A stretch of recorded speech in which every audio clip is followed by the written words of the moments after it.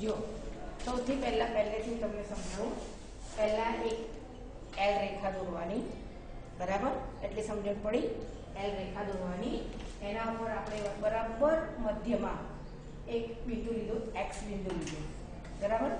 પરિકર લો, પરિકરને x પર મૂકો અને એને થોડું અડધાથી થોડું વધારે અથવા તો અડધાથી થોડું ઓછું એવું અનુકૂળ માપ લઈને તમે એક ચાપ દોરો, બરાબર?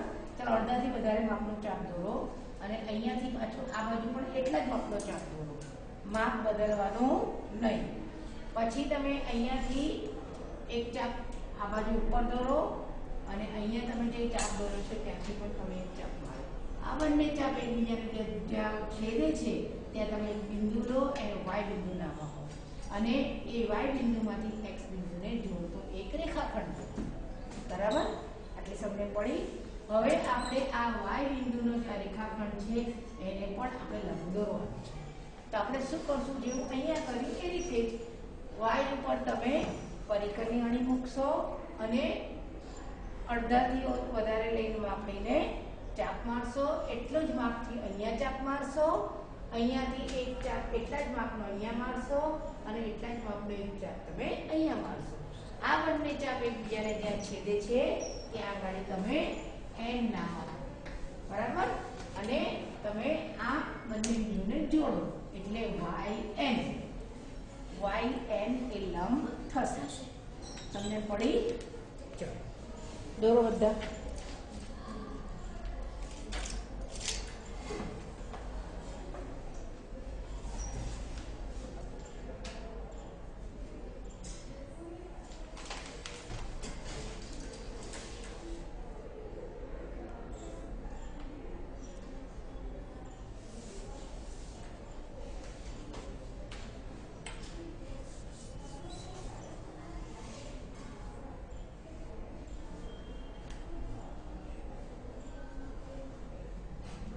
રૂલ સમજણ પડી બેટા?